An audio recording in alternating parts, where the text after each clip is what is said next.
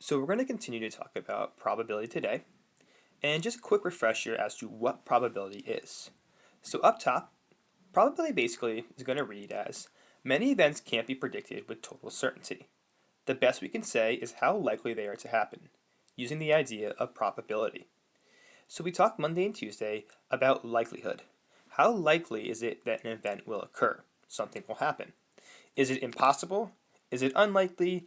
Is there an even chance? Is it likely? Or is it certain that this event will happen?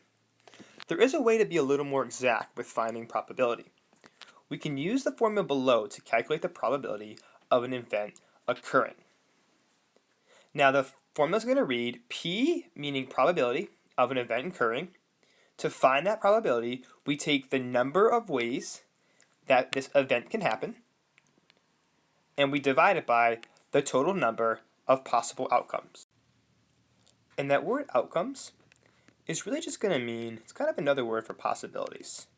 And we'll look at different types of possibilities in those examples below.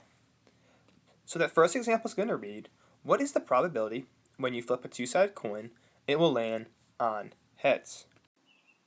So a couple important things to note at the start of the problem. The first thing we'll note is, what event are we talking about? So remember up top, where when we write our formula, we want to identify the event. What's happening? Well, in this case, the event we're talking about is having the coin land on heads. So that's the event we're talking about. That's what we're looking for, what we're trying to find the probability for. Another important thing to note, before we find that probability, is what's the number of outcomes? What are the possible outcomes in this event? Well, there's two possible outcomes. The coin can land on heads, or it can land on tails. So the total number of possible outcomes is 2. That's going to be important when we plug in for our formula. So we identify what the event occurring is, landing on heads, and we identify the number of outcomes. Now we're ready to find the probability. So we're going to write our formula. And when we write this formula, we're going to write it as P, and then in parentheses, we're going to put heads. Now, if you're saying, why are we writing it as the following, P and in parentheses heads?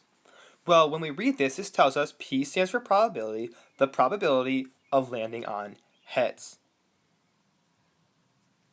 So next we'll look at the number of ways this can happen. What's the number of ways a coin can land on heads? Well, there's only one possible way. There's two sides to a coin and one-sided heads, meaning there's only one way that this event can happen. So we're going to plug in 1 for number of ways it can happen.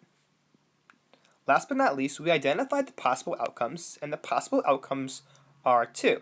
There's two sides to a coin, heads or tails. So what's the chance when we flip a coin it will land on heads?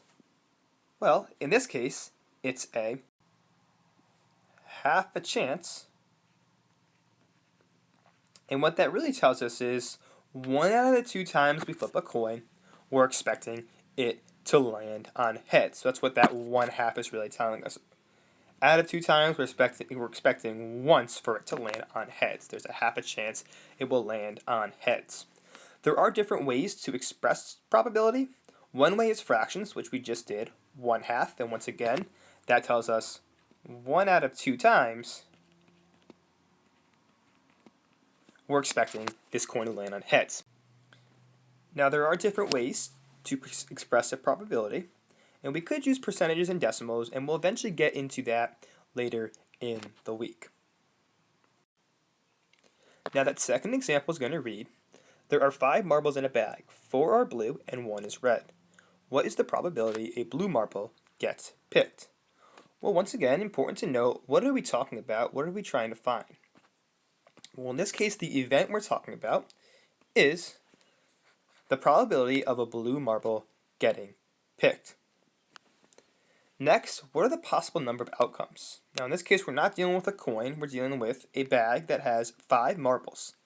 Now, because it has 5 marbles, we know the outcome, or possible outcomes, is out of 5. There's 5 marbles you could potentially pick in the bag. So there's 5 possible outcomes.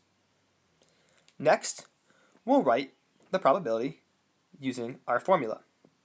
So once again, we're going to write it as P, and we're going to put that event in parentheses. So I'm just going to put it as P blue, meaning probability of a blue marble getting picked. And now let's plug in number of ways it can happen. Well, let's look closely. There's 4 blue marbles. Yes, there are 5 total marbles, but there's 4 blue ones, meaning there's 4 possible ways we can end up with blue. We can select any of those 4 blue marbles. Now there's 5 total possible marbles, possible outcomes, so 4 over 5. That tells us what's the probability of this event occurring, of selecting a blue marble. Well, there's a 4/5 chance that we will select a blue marble.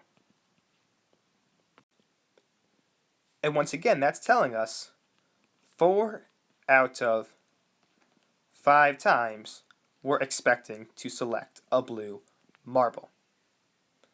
Now we'll eventually get into different types of probability. So if you're watching this video and you're saying, well, it's not always certain that 4 out of 5 times we would select a blue marble, or 1 out of 2 times we would flip a coin. Sometimes we could flip a coin and it could end up with tails or heads 4 or 5 times in a row. That's why that exact is in parentheses. And eventually we'll talk about different types of probability.